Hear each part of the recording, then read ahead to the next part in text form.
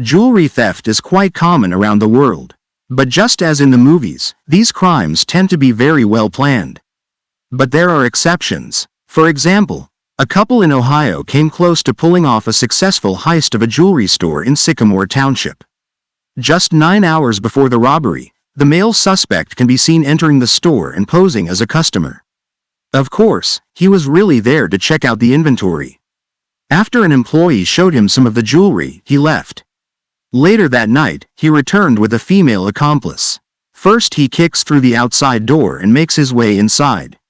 But according to police, he also cut his leg pretty badly on the broken glass. In fact, the female suspect could be seen wiping up the blood evidence. The male suspect then used a screwdriver and crowbar to open the inner door. Once the couple got inside, they collected about $86,000 worth of jewelry. They knew the police were on the way as the alarm had gone off. In addition, the security company had already contacted the store's owner and he was now watching the whole thing play out on his phone. The couple tried to make it to their getaway vehicle by escaping down a flight of stairs, but it didn't lead them to the parking lot. Clearly, they didn't plan this robbery very well. Next, they entered an elevator and tried to go back up. However, the elevator got stuck and they were trapped inside.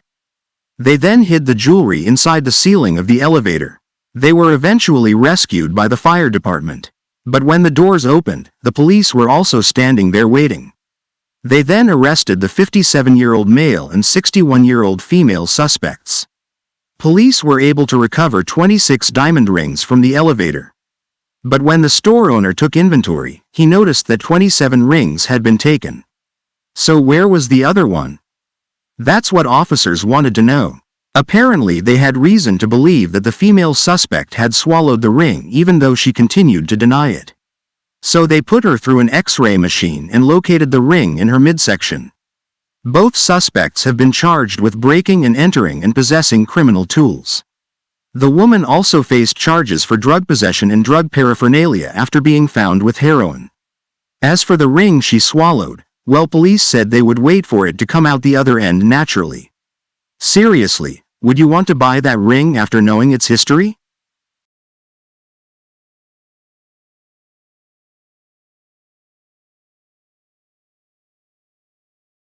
When two motorcycle thieves broke into the Mach 1 motorcycle shop in California on a Sunday morning, they thought they came prepared.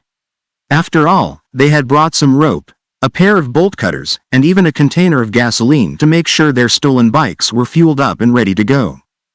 First, the men climbed up on top of the building. After cutting an opening in the roof, they used the rope to drop down into the store carrying a gas can. While inside, they spent about 20 minutes walking around the shop trying on helmets and jackets. These are some pretty comfortable thieves. Next, they spent some time picking out which motorcycles they wanted to take. Once they found the models they liked, they used the gas they brought to fuel them up.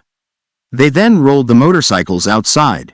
Motorcycles tend to make perfect getaway vehicles as criminals can slip through tight spaces and speed off to freedom. But things didn't go quite as smoothly for this pair. Once they rolled the stolen motorcycles outside, one of the crooks couldn't figure out how to start his new ride. Meanwhile, his partner starts up the other bike and takes off. The frustrated thief is seen trying several times to kickstart the engine, with no success. He eventually gives up and escapes on foot. Interestingly, the owner of Mach 1 motorcycles was watching the whole thing play out on video. The thieves had triggered the alarm and he was able to watch the live surveillance video from his home. The owner suspected that the criminals had been in his shop before. He said they seemed to know exactly what they wanted and where it was located. He also thought it was strange that someone would attempt to steal a motorcycle, yet not know how to start it. He said it was the first time in 19 years he's been robbed. Police were still looking for 2 suspects and 1 motorcycle.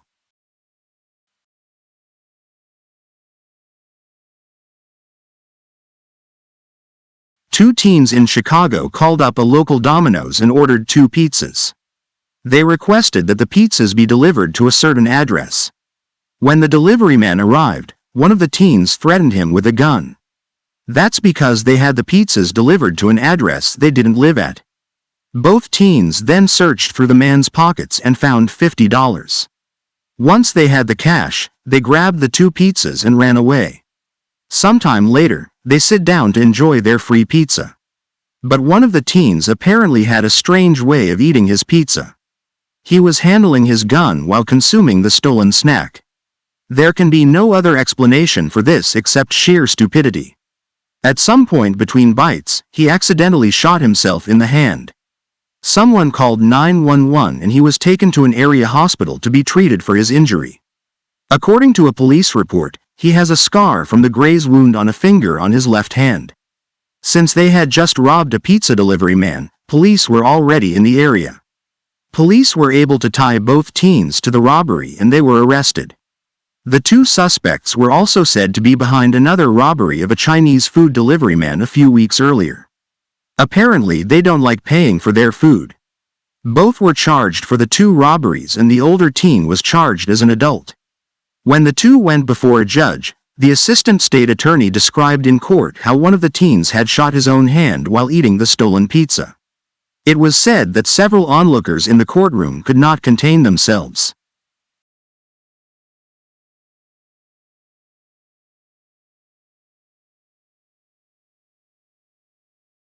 Sheriff's officials in Santa Clarita, California received a call about a robbery at a store parking lot. A 35-year-old female told investigators that she was loading her groceries in her car when a man approached her from behind and stole her purse. She told officers that she attempted to chase the robber, but he got away. That's not really a wise thing to do, but these types of crimes will make anyone angry.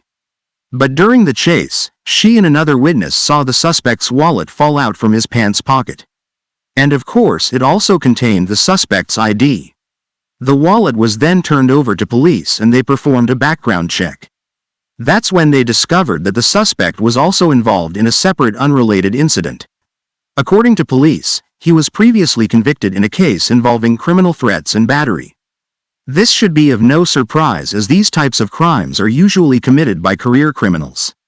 Obviously, once the suspect realized his wallet and ID had fallen out, he went into hiding. However, police have enough information to keep the heat on until he is caught. So this guy went from being a purse-snatching thief to a fugitive, all in one swipe. And it's still quite puzzling how so many criminals carry an ID while committing crimes.